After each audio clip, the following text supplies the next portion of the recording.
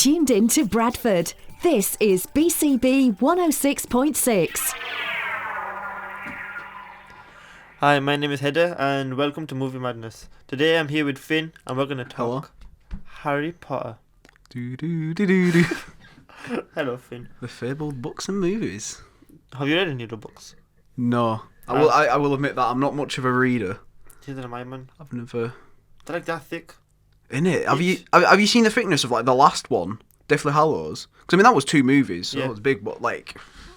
I'm sure all of them were about that thick. Yeah, I'm not much of a reader. I don't have the concentration for it. Like the internet's ruined me. Yeah. I've only got I've got enough like attention span for a movie if I'm enjoying it. But a book, I'll read like a page and I'm just what's next? I'm not curious though. I am curious, and I think I could maybe listen to the audiobooks. Yeah. If I had the time. I'm kind of curious, but I'm not curious enough to go through it. Like how much extra will it actually have? Yeah, because they do say a lot. Like a lot of the people who have read all the books, they say, "Oh, there's so much detail that's missed out in the movies." Yeah. Which is always the case in a book. You know, you can fit a lot more in. You're not constrained to like X amount of time. You can make it as thick as you want, and you can get a lot more across in terms of detail. Yeah. I know what you mean, but it's like these are professional people like Chris Columbus and stuff. They've read the books and they're deciding what's important and what's not. So yeah, I don't know. But apparently Voldemort is supposed to look completely different in the books. That's all I know. Really? Yeah, he's supposed to look like a ghost or something with red eyes. I don't know. I forgot. So, let's talk favourite movies.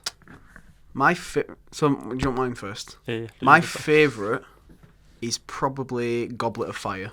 Goblet of Fire? Yeah, my favourite out of all of them. What makes that your favourite? I really don't know. I think it was probably the age where I first watched it, because, I mean, I came onto the train quite late. Yeah. In terms of all of them. I think I must have been 13, 14, and I just binged all of them, did an all-nighter. I think I started in the evening, ended it in, like, the next morning or something. I don't know how long it took me. Yeah. But it took me all night and all day. I just watched all of them, and I think when I was at that age, I was like, 13 and 14, I think I related to the characters a hell of a lot, and that stuck with me. Yeah. So I don't know, I think that's probably my best in terms of, like, memories. Yeah, I think for me, I started the exact same age as you. I don't think I was 13, I think I was around 11, so it was around the same time. But I binge-watched all of them as well, because I saw all the ads for Deathly Hallows Part 2, and that's what got me to watch the rest of them. And but my favourite is not Goblet of Fire. What's your favourite? Deathly Hallows Part 2. Part 2. Okay. That's my favourite, just because this, like, everything that's been building up to it. I can understand, like, the scope of it is huge. Yeah. Compared to any of the other ones. Yeah, there's just so much stuff happens. I can't remember if Harry... spoilers. It's not spoilers. If you haven't seen Harry Potter in 2019, just watch it. I don't... Because, does Harry die in Deathly Hallows Part 1 or Part 2? Part 2. It is Part 2, so he dies and comes alive in Part 2. Yeah. So all of that happens. So much stuff happens in Part 2. Yeah, exactly. The whole raid on... Hogwarts. That's yeah. Just everything that goes on is mad. I get what you mean. In terms of scope, it's the biggest one. Yeah. But for me, my favourite is just... Goblet of Fire. Goblet of Fire. I love it so much. Is that just efficiency-wise? Like, story-wise? Story-wise, the characters... I think it does come down to the relatability of characters when I first saw it. And do you know what I mean? Like, you see yourself in a lot of them. Like, Ron... I don't know. Here's a question: which character do you relate to most? Harry. Probably Harry. Apart from Harry. Harry. Okay. Just because he's the main character, I don't know. Main character, I'd say Ron for me anyway. But nah, man, I'm the chosen one. I mean, I'm not ginger. Which character do you relate to? But which character do you want to be? Like, it's kind of similar to me. Oh right. I'd say obviously you wouldn't want to be Ron. But I mean, who knows? He ends up with Hermione. That's not the worst thing. Yeah. But it's in terms of his character, he's so relatable to me in the way that he's so lethargic about everything. He's like, negative. I think he's like that in real life too. Is it? Yeah, because everybody behind the scenes says like he was the last person to read all the books and stuff like that. I'd say I was watching something last night and it was the director talking about techniques that he used. Yeah. And he said to the 3 kids, right, write me an essay about yourself, like the characters that they're playing, and bring it into me. So, like, in terms of their actual characters, like, Hermione wrote, like, loads of pages. Emma Watson wrote like loads of pages, big essay. Harry wrote like one side of A4 apparently, and Ron just didn't do it. And when asked, he just goes, "Oh, well, that's what the character Ron would have done." Yeah. I don't know. I think I saw the video too, but yeah. They picked the right kind of actors, isn't it? Oh yeah, I mean, I suppose it's a bit of a gamble early on. Yeah, especially child actors. Exactly, with child, you don't know how they're going to turn out, how they're going to grow. Exactly. Especially when you've got like 7, 8 movies. Yeah, and so many years, like you have to watch them grow up. Exactly. You literally get to watch them grow up. Well, yeah, you do. I mean, how old are they in the first one? They've got to be like 10? 10, something like that. And then when it finishes, they're like 20. Yeah. Yeah, it's mad when you think about it. It's crazy because that's just like it's like such a thing where you have to think they can't like turn to drugs or any of this stuff. They can't like go into the peer pressure of fame and everything like that. But yeah, I think we're going off topic a bit of the movies. It's still on. It's still on there. So what separates Deathly Hallows for the rest of them, Deathly Hallows Part 2, what separates it from the rest of the movies is the scope of it, like you said, but I also like it's like basically what everything's building up to is everything's just exploding all over the place, like figuratively and metaphorically, like how Hogwarts goes on fire, but like Harry stands up for himself, he becomes like an actual leader. What else happens? McGonagall and Snape. Yeah, I love that part where she's like she stands up to Snape as well, and I don't know, it's just everything happens. Harry and Voldemort like fully like fight each other, like they fought each other before, but like Voldemort gets to do all these big monologues and Harry does as well, and it's just good. And especially in terms of relatability, I think I relate to Neville Longbottom. He had the biggest glow up out of all the films. I know exactly. Yeah, I loved it, especially the last one where he does that speech when Harry's in Hagrid's arms. I like that too. Like Hagrid's the person who carries Harry out, and he's the one who'll be carrying him when Harry dies. Yeah, that was a good thing as well. So yeah, I never noticed that. Didn't you? I never really clocked it like that, but yeah. Yeah, I don't know. I've been watching a lot of like videos about it. People have been talking about it like that. Just so deep dive analysis. Deep dives.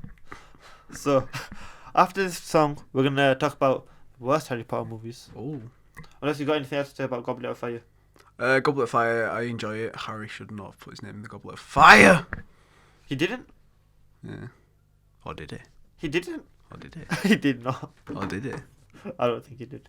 So we're gonna wasn't it like an evil person that tried to kill him? Yeah, it was I can't remember who it was. I suppose it was a Snape or someone, man. So after this song we're gonna talk about the bad Harry Potter movies, so yeah, listening. And we're back. We are. So we've just talked about our favourite Harry Potter movies. So do you have any moments that you think are good throughout the franchise before I talk about the bad ones? Best moments, obviously a lot of parts in Deathly Hallows 2, obviously. I think another thing I want to touch on as well is Harry's love life. That sounds weird. But you know, because in the end he ends up with Ginny. Yeah. That is not who I wanted him to end up with. Yeah, I don't think anybody did. She's such a background character. Exactly. She's just there, and it's like, oh sure. Like, what happened to what's her name? Hermione. No, no. You the one who kisses under the mistletoe. The Chinese one, you mean? Yeah. Yeah, I forgot. Oh, she's Chinese though. What happened to the Chinese one? Well, she went out with Victor Crumb, and then he died. Were it Victor Crumb? No, one of them. No, it was Frederick Diggory. What? Frederick Diggory. You know, I can't remember what his actual name is. Mm-hmm. You know the guy who's actually competing in no, not Quidditch. In the Goblet of Fire in the games, the guy who's actually competing for the guy who died. You mean? Yeah, Frederick Diggory. Yeah, whose dad. Yeah, him. Like, because he died and they were together. But I always think they should have ended and Harry should have always ended up together. That's what I always wanted. Never happened. Gutted. I'm not so fussed about the love, because you know in Harry Potter the love's very background, I think. Some movies. In some movies, but it's always there, like over, like looming over. I think in a sense, like especially between Ron and Hermione. Yeah. Like it's always there, and I think that is a big part of it, especially like in one. What is it in Deathly Hallows 1? Yeah. And obviously where like they fall out, it's Yeah, like, yeah. and like because what he sees, you know, when he's destroying Yeah. that sword. Yeah, he gets jealous of him, innit? Yeah. But it's also that scene in, I think it's Goblet of Fire, where Hermione dances with that strong guy. Oh yeah, Victor Crumb. That's what I was getting mixed up Yeah, with. yeah.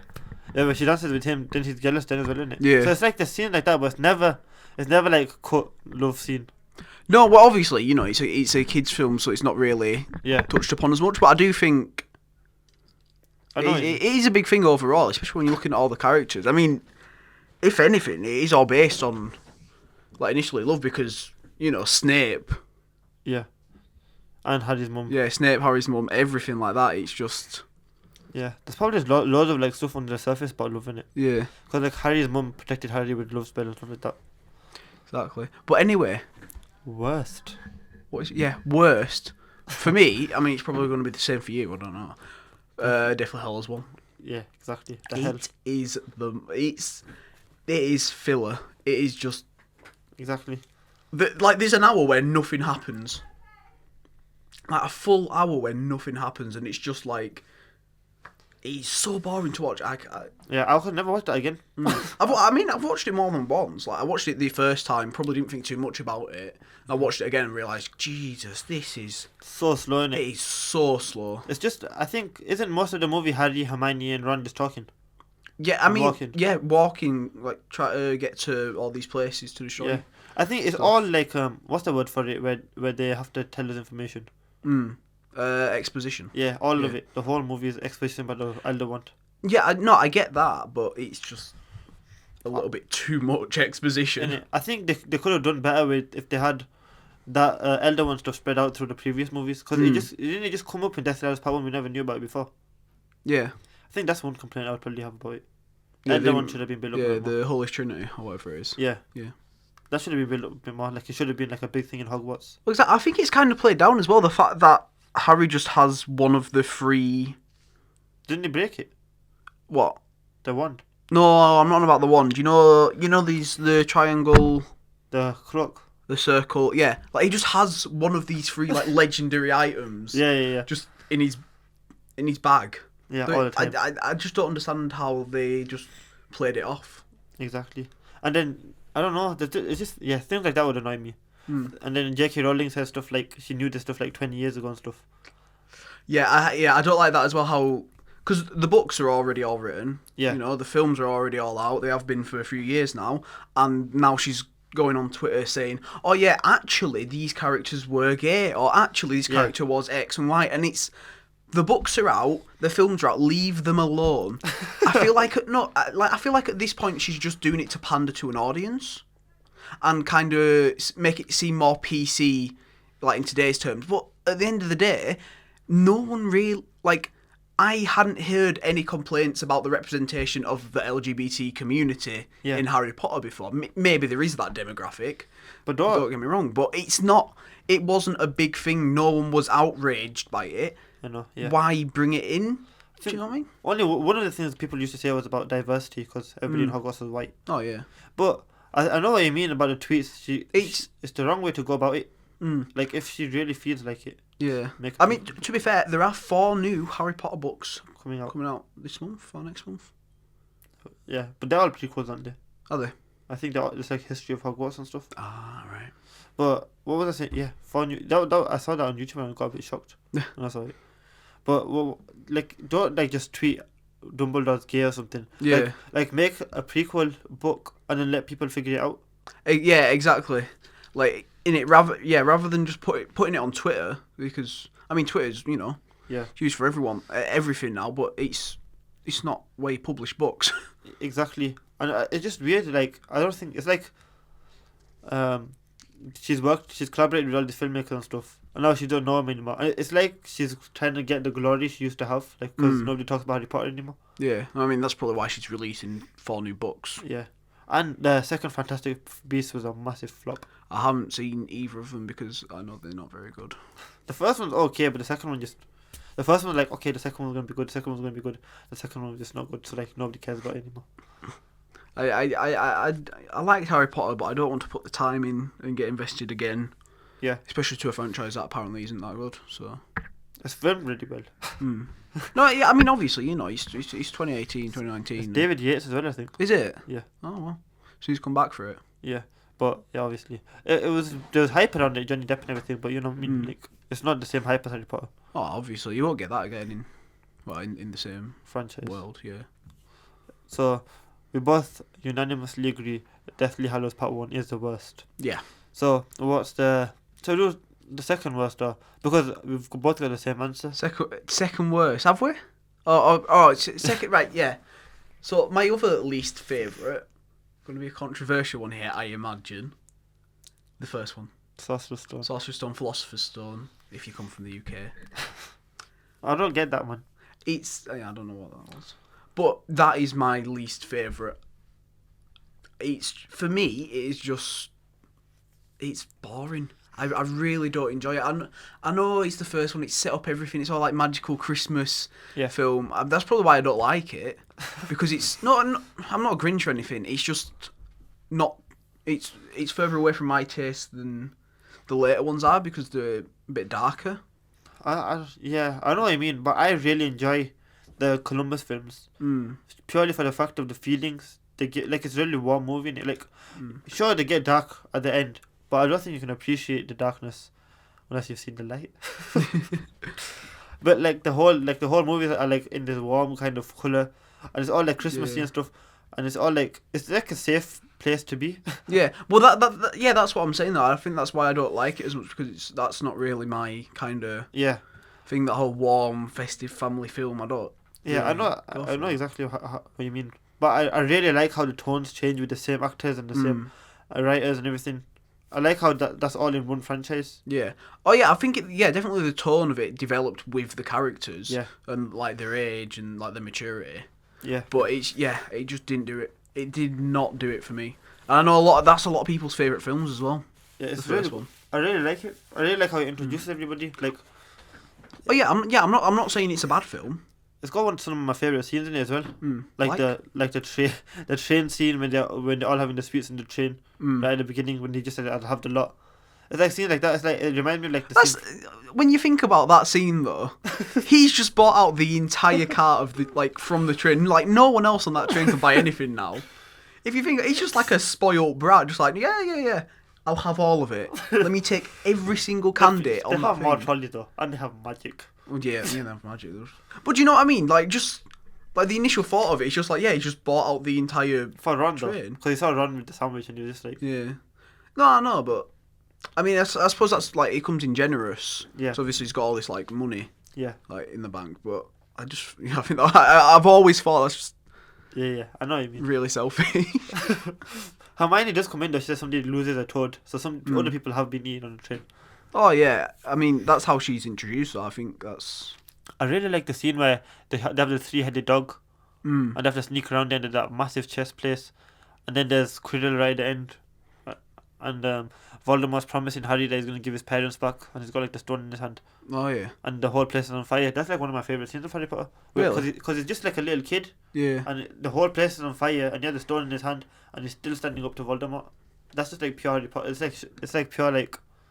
You know what I mean? Like, he's still standing up for himself when he's like 10 years old to like a monster. But I suppose that shows his allegiance to his house as well. Like, Gryffindor, it's for bravery. Yeah. Yeah. So, yeah. Do you have any last comments? I don't like Snape. You don't like Snape at all? I don't like Snape. Don't get me started on Snape. I know what people are going to say. I cannot stand him. Why? Pass me a phone. I cannot stand Snape as a character at all. He is like, I know he's meant to be like unlikable for a majority of the film, and then you see why he's doing everything and like his alliances with people. Yeah. I just do not like him.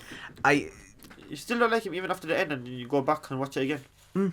Like, yeah, even when I like rewatch them all, like knowing what I know, I still don't like him. Like, yeah, I see what he's doing. Like, literally the only scene I kind of like him in is when he's like, it looks like he's stopping like try to crash Harry on the broomstick. Yeah. But he's actually trying to save him. From Quirrell. Yeah, from Quirrell. That's my only kind of redeeming thing about him. The rest of it, I don't know what it is. I just really don't like him. It's his voice. He's got an insufferable voice. Yeah. I mean, this is going to sound like really petty and really... but, yeah, I really don't like Snape. I think he's alright. I don't think he's very I don't think he's the most unlikable. No, I mean, obviously, that teacher, she is... Yeah. She reminds me of a teacher that I once had. Yes, I had a teacher like that too, man. I think that's what she's based on, just everyone's one teacher. So, yeah. That was today's episode of Movie Madness. Wow. This was the 20th episode of Movie Madness. This could be the final episode of Movie Madness. Uh-oh. So far. What are we doing next? Next. You see? Who knows? Who knows? It's going to be a mystery. Sure. So, stay listening. Stay watching. Yeah. New things will be coming soon. And I hope you enjoyed this episode. What do you guys think of Harry Potter? Do you guys like it? Did you like Snape? Did you not like Snake? Do you think the first one's the worst one? Which one was your best? Let us know. Let us know in the comments down below. I'm looking at that camera, even though that one's framed on me. So, yeah. See ya. Bye. Goodbye.